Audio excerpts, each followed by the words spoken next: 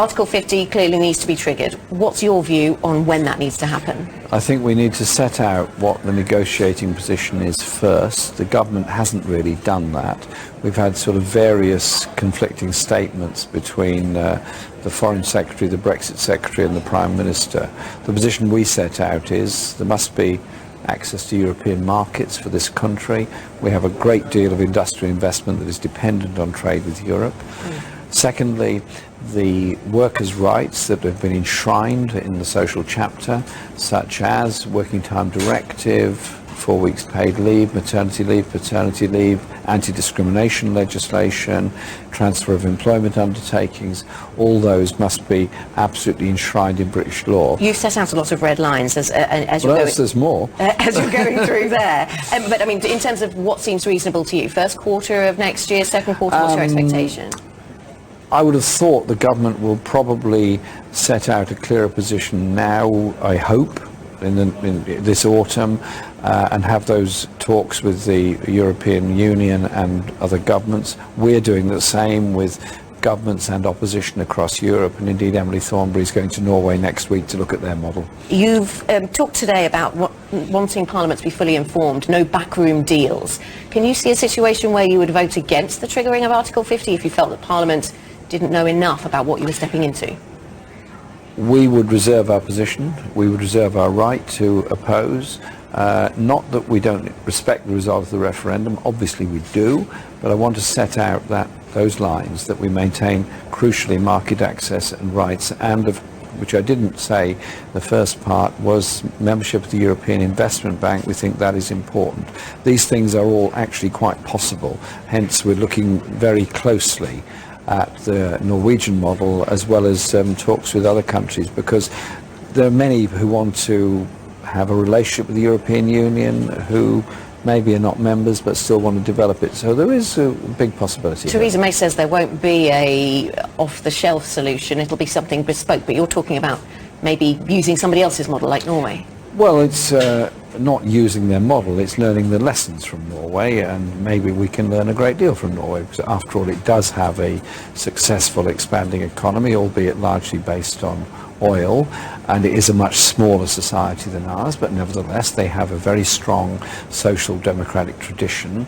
They have a huge and very effective welfare state and health service, so the model of their socially based economy is not that different from what we in the Labour Party talk about. What do you want to do with regards to freedom of movement? Because if that is the price for a soft Brexit, would you be able to give any ground on freedom of movement, allow more freedom of movement that perhaps some who voted for Brexit would have wanted? Well, at the moment there is freedom of movement, of course, not for people outside the European Union, but people within the European Union.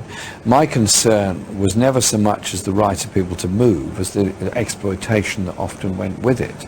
Sport Direct at Shirebrook is an example where you've got low-paid Eastern European people, in some cases even denied the living wage or the minimum wage there, and therefore I made a big feature in the referendum campaign of the Posting of Workers Directive amendments which would stop this undercutting. Undercutting is the real issue, and harmonising economies on the east and west of Europe is more important. On the subject of freedom of movement though, do you think that still has a place within Britain's relationship with the rest of the EU? Yes, I do, because I think that British people will also want to have the right to travel to Europe, and they won't want to get to something like an EXA as you have with the United States, or paying a visa in order to go to the European Union, to go to Paris or Brussels, for example. But also there are 2 million British people who have made their homes in other parts of Europe, mainly Spain and France, but other parts of Europe as well. And one wouldn't want a sort of tit for tat between governments, and say, so if British government says, well, we're going to stop freedom of movement of Polish workers or others, and Spain says, okay, well, British people who live in Spain can up sticks and go. We don't want that, because surely in one continent people can learn to live together. It's a question of having a degree of economic and social harmony between countries that's very important. Talking about the economy, you've talked today a lot about the need for infrastructure investments. How would you see that being paid for? You talked in the past about people's QE. Quantitative easing is back on the agenda at the moment because of measures the Bank of England has taken to stimulate the economy. Do you see a Bank of England role in funding infrastructure investment? QE is back on the agenda. The government put in 385 billion at the height of the banking crisis. They put in another 60 billion recently. The Japanese government has used QE several times in order to stimulate its own economy. What we would envisage is a 250 billion government investment and the rest borrowed if necessary at the very low interest rates that are there. The point is to set up a well-funded investment bank that can give us the infrastructure we need. Look at the parlous state of the railways, look at the parlous state of broadband in parts of the country, particularly the rail infrastructure in the north, northeast, northwest is absolutely crucial and needs upgrading. Ditto Scotland north of the Central Belt. We might hear more about that in the autumn statement from the Chancellor, of course. So. We also might hear more about taxation. Which areas would you want to see higher taxation in the UK? I want to see corporate taxation levels that are roughly equivalent to the rest of the OECD countries. We seem to be going, on a downward spiral on that. I don't think that's a good way to go forward. I don't want us to become an economy that's offshore of Europe and trying to attract investment in on the basis of low taxation. I want it to be investment that comes in on the basis of the attraction of a high-skilled, highly motivated workforce, and also maintaining the 50 pence rate of a top level of income tax to me is very important. You've talked today about some of the changes you want to see in business and the investment you want to see, including in broadband. You dismissed the notion of renationalising any part of the infrastructure around broadband. What divides then for you parts of the UK economy that should be renationalised and parts that shouldn't? What I've said is that the train operating companies should certainly be publicly owned. It's a monopoly, a natural monopoly, and we paid for it ourselves. On the case of the broadband infrastructure and telephone infrastructure, it is a requirement on BT as a former publicly owned company to maintain that social infrastructure. I want to ensure they maintain that social model that they have. If they in turn then come to the government and say you've got to take a stake in us, that would be an interesting development, but that hasn't happened. I think there is a public thirst for saying there has to be a primary provider of a universal broadband service, and it's in the privatisation arrangements of BT to do that. You don't have plans to renationalise anything else? At the moment, no. No. You obviously want to lead the Labour Party into the next election, but there's a contest to get through first. Some suggest that we could see a split in the Labour Party as a result of this. Would that be okay with you? No, absolutely not. I've been in the Labour Party all my life, and Labour is most effective when it works together. And after this leadership election is over, I hope the party can come together. We're actually now on more or less the same page. A year ago, a bit over a year ago, we were a party committed to a form of austerity in our election manifesto. We were neutral on the welfare cuts that were being made by the then government. We are now absolutely in support of a reasonable level of decent support for people who need those benefits.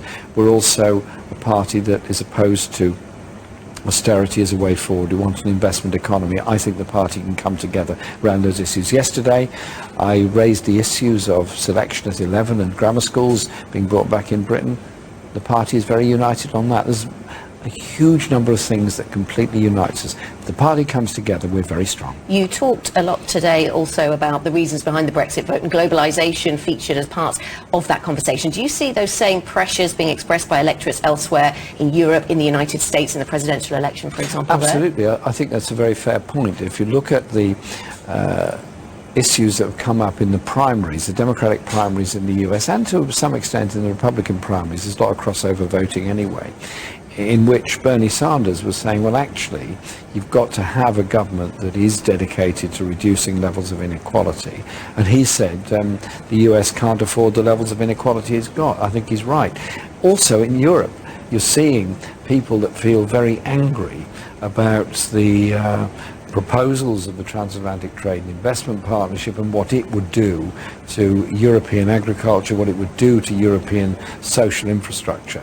And so I think there is a popular mood in Europe and the USA and in this country that wants to see politics done very differently, and that's what our campaign is so central to. Did you talk a great deal to Bernie Sanders whilst he was in the running? Are you talking now to Hillary Clinton? Yeah, we do. We're in touch, and his team have given us some very helpful advice, actually. Very nice people they are too. And Hillary's team?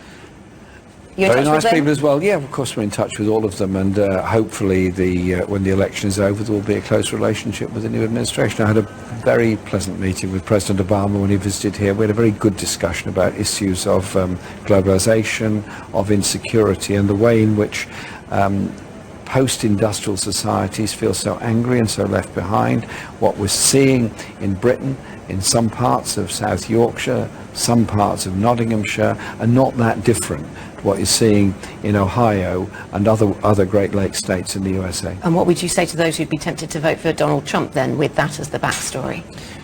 Donald Trump can't offer you anything other than a rhetoric against minorities or against Mexico or against Muslims or against any particular identifiable group. What you have to have is a government prepared to promote investment, prepared to intervene, but a government above all that cares for everybody, not just a few.